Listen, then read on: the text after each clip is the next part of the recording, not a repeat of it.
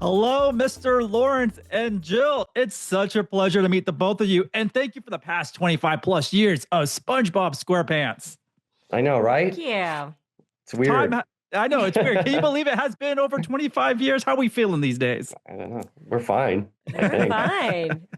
It's like Nothing's- I think my knees are all right. Yeah. I was just going to ask you, nothing's hurting, right? Nothing's hurting right now? Not right now. No. And now Plankton and Karen finally have their own movie. You know, I want to know what was y'all's first reaction when you're hearing Plankton the movie was actually happening?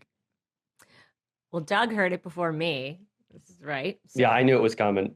I knew that we needed to get an idea for a show, for a movie together. But even when they say that, you never know for sure whether that's happening. You know, a lot of things get floated and even work on a few things that don't happen. You know, so you push forward and hope this goes. Hope we get to do this one. You know. Yeah, and you told me before that was like discussed. You know, before it was out there, like, yeah, we're gonna have a movie. Yeah, I think this is gonna happen. Yeah, exactly. Yeah, once we knew internally that it's on the conveyor belt now and it's moving, we're like, okay. Yeah. So.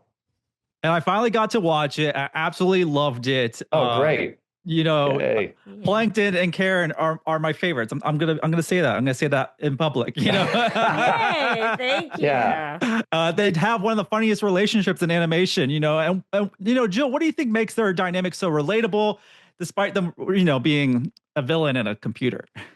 Well, I think I'm married. Doug's married. You know. We always call them like the honeymooners. You know what I mean? They have that dynamic where Karen she is the brains. She is the smart one. She's the one in control, but Plankton thinks he's in control and she lets him think that. You know what I mean? She doesn't go out of her way. She doesn't go out of her way to say, come on, we all know I'm this one. She just, yes, dear. She humors him.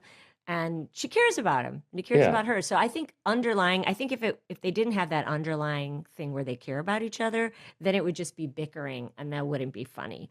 But you know, there's a little bit of a dimension to it where it's like they do care about each other, and they get frustrated, and you know. Yeah, I think she wants him to be happy. Mm-hmm. She's like, okay, if it makes you happy, go and do the thing I know you're going to fail doing. Yeah, exactly. Yeah, exactly. No, I love that. And you mentioned the honeymooners, and I would love to see like a spin-off series, you know, just replicating some of those iconic episodes from the honeymooners. I think that would do so well, and I can see that happening. So I'm just going to put that out there also in the world. Yeah. You know, and Jill, to be honest, you're always going to be my OG Karen. I just love saying that. You know, you're my OG Karen. I obviously love that. You. Do y'all improvise in the booth, or do y'all stick so tight to the script when y'all are recording? Oh, we improvise a lot, Doug and I, when we're together. I feel like we have to be stopped sometimes. That's right. Because it's fun. Those characters are fun, especially when they get into like an argument. You can just go. You could just keep going. Yeah, you could just keep going. You know. Well, and sometimes when we're doing that, we start overlapping our dialogue. You know, which is a no-no in animation. So yeah.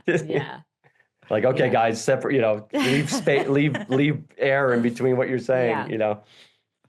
No, I love y'all's dynamic. Y'all play off each other so well.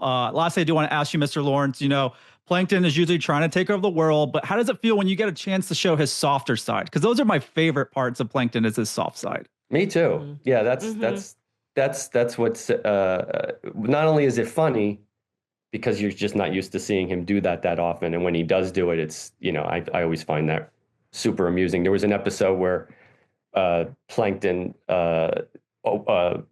pretends to leave town, and there's a flower shop that's put up in place, and he's disguised as this woman who runs the flower shop.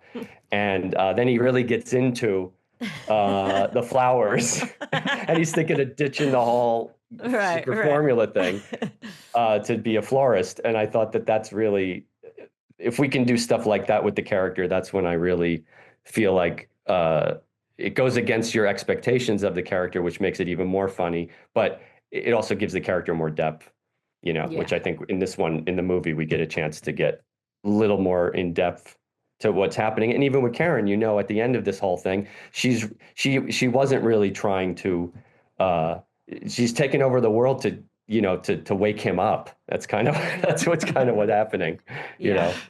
No, I absolutely loved it. Great film. So many layers of y'all's characters are shown in this film, and I can't wait for everyone to watch Plankton the movie when it drops on Netflix. Thank y'all so much. Me too. Thank you. Thank you. Thanks, Sean. Thank you, Sean.